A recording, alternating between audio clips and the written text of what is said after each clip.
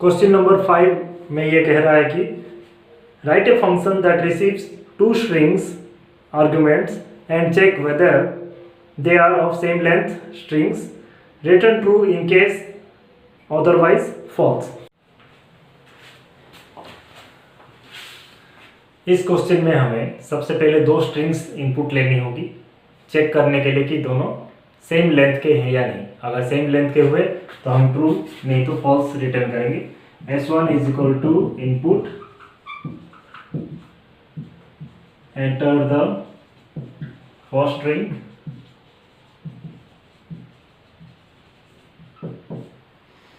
S2 is equal to input, enter the second string,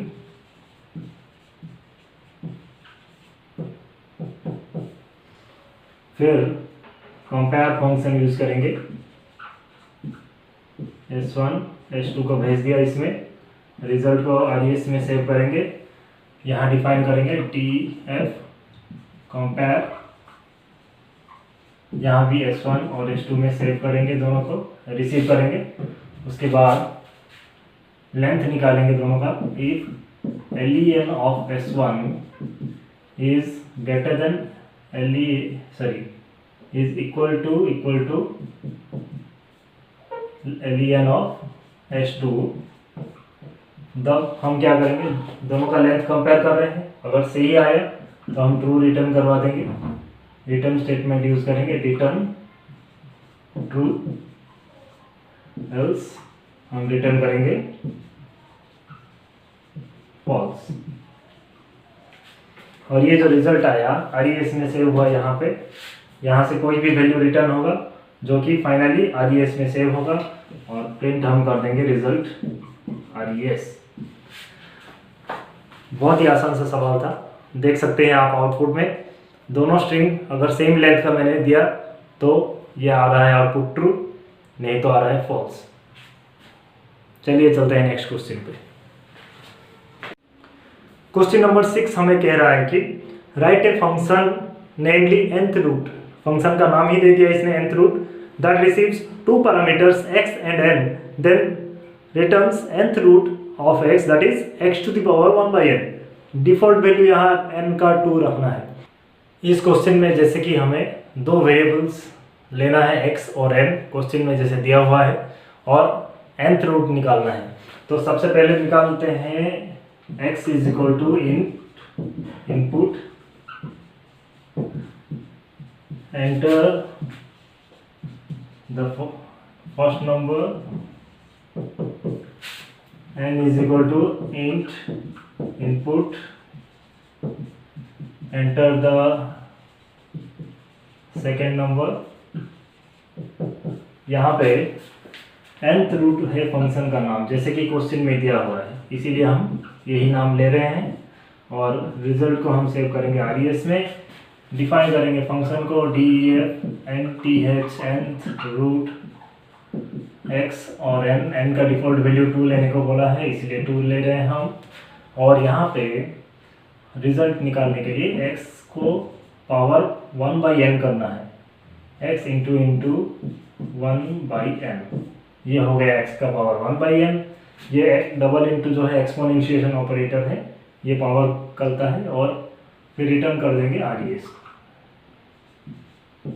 ये R जाके यहाँ पे आएगा और ये RES में सेव होगा और हम प्रिंट कर देंगे RES। जैसा कि हम देख सकते हैं यहाँ वैल्यू दिया तो n का वैल्यू चेंज होगा, नहीं कुछ भेजा तो डिफॉल्ट वैल्यू 2 जाएगा। आउटपुट में देख सकते हैं आप कैसे हमने x और n का वैल्यू भेजा तो क्या वैल्यू आया। Question number 7, write a function that takes a number n and then returns randomly generated number having exactly n digits not starting with 0। For example अगर n हम 2 लेते हैं, then function can randomly return a number 10 to 99 and but 0702 ये तो 2 digit number नहीं है, ठीक है, are not valid 2 digit number. इस क्वेश्चन को करने के लिए सबसे पहले एक नंबर हमें यूजर से इनपुट लेना होगा। n is equal to int input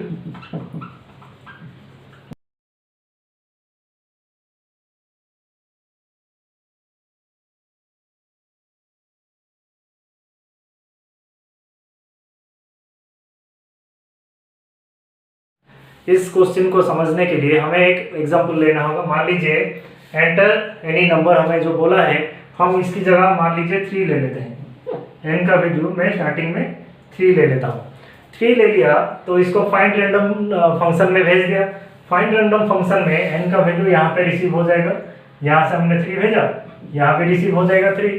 तो 3 को l में अभी निकालेंगे। हमें ये क्वेश्चन में बोला है जितना नंबर यहाँ से भेजा गया है उतने डिजिट का हाईएस्ट नंबर और लोएस्ट नंबर के बीच में एक नंबर आना चाहिए रैंडमली। मान लीजिए n का वैल्यू 3 है, तो 3 डिजिट का सबसे बड़ा नंबर कौन सा है? आपका है 3 डिजिट का सबसे बड़ा नंबर 999 और सबसे छोटा नंबर है 100। तो ये कैसे निकालेंगे? ये ऐसे निकालेंगे। l इज इक्वल टू हमने क्या किया, 10 टू द पावर इंटू का मतलब है power, 10 to the power 3 minus 1 मतलब आ गया 10 to the power 2 that is equal to 100। ये आ गया लोअर लिमिट। अपर लिमिट निकालने के लिए हमने क्या किया, 10 टू द पावर 3 माइनस 1 बाहर रखा माइनस 1 को, तो ये आ गया 1000 माइनस 1 इक्वल टू 999। इसी हिसाब से 100 और 999 को हमने यहाँ पे भेजा एल और यू करके। रैंडम डॉट रैंडिंट फंक्शन काम करने के लिए हमें एक रैंडम मॉड्यूल को इंपोर्ट करना होगा। इंपोर्ट इसीलिए ऊपर लिखना होगा रैंडम, इंपोर्ट रैंडम लिखेंगे तो रैंडम मॉड्यूल हमारे प्रोग्राम में इंपोर्ट हो गया। उसकी फंक्शन जो है रैंडिंट बोल के उसको हम कॉल करेंगे विथ 2 वैल्यूज, जिसके बीच में कि वो एक रैंडम नंबर जनरेट करेगा और उसको R में स्टोर कर देगा। फिर ये R को हम रिटर्न जब करेंगे ये बिल्कुल इस जगह पे आएगा और इस जगह पे रिप्लेस करके ये आके RES में स्टोर हो जाएगा जो रैंडम नंबर जनरेट होगा। फिर वो रैंडम नंबर को हम यहाँ पे प्रिंट कर देंगे, the required number is RES। तो आशा करता हूँ आपको समझ में आ गया होगा। आप इसका आउटपुट अपने स्क्रीन पे देख सकते हैं।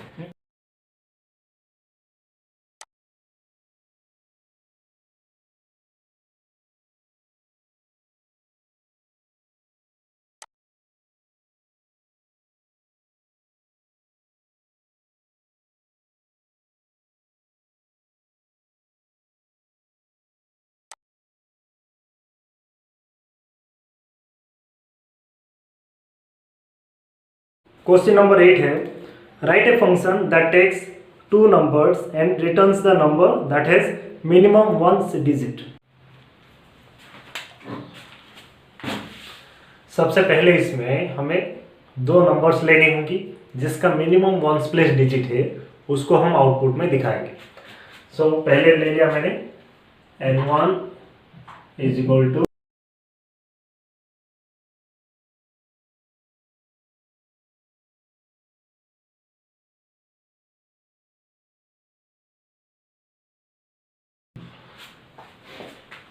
फिर ये जो रिजल्ट है जो ए या बी मैंने रिटर्न किया, ये on the basis of minimum 1 place value है। मान लीजिए ए है 489, बी है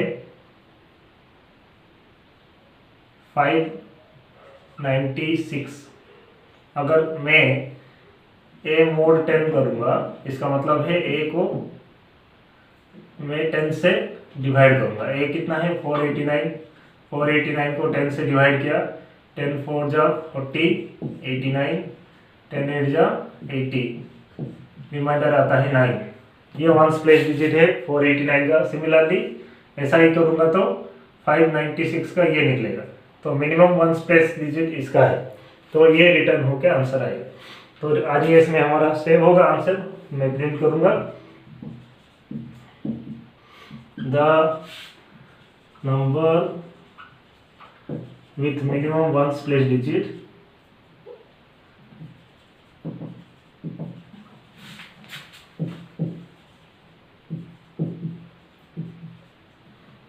is equal to RES।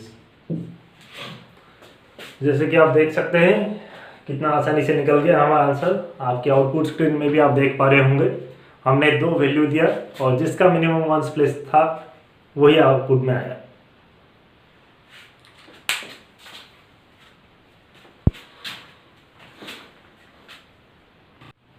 Question number 9, इसमें बोला है कि write a program that generates a series using a function which takes the first and last value of the series and then generates the 4 items that are equidistant. For example, if 2 numbers placed are 1 and 7, then the function returns 1, 3, 5 and 7. Question number 9 last question है, थोड़ा tricky question भी है. इसको करने के लिए सबसे पहले हमें एक सीरीज के फर्स्ट और लास्ट नंबर को रिसीव करना होगा और उसके दरमियान 4 वैल्यूज जनरेट करने होंगे. देखिए, मान लीजिए मैं यहाँ लिखता हूँ n1 इज इक्वल टू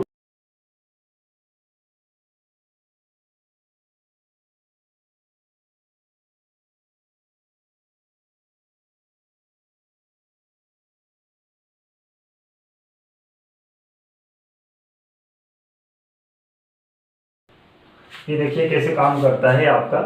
मान लीजिए हमारा G1 आया, सॉरी G आया 80 और G2 आया 20. तो इनका डिफरेंस कितना रहेगा? डिफरेंस रहेगा हमारा 80 minus 20 that is equal to 60. फिर m का वैल्यू आएगा 60/3 दैट इज 20. कि हम इसको निकालेंगे, पहला वैल्यू तो रहेगा हमारा G2 दैट इज 20. फिर दूसरा वैल्यू G2 प्लस m हो जाएगा.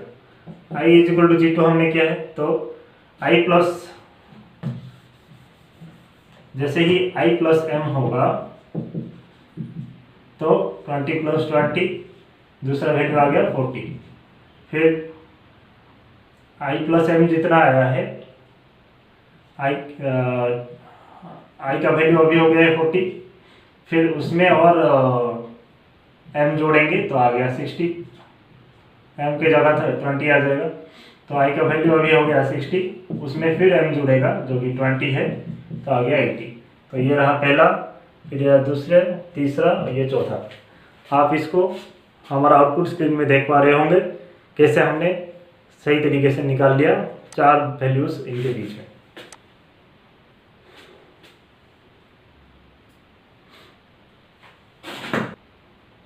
आशा करता हूँ आपको सारे सोल्यूशन सही तरह से समझ में आ गए होंगे.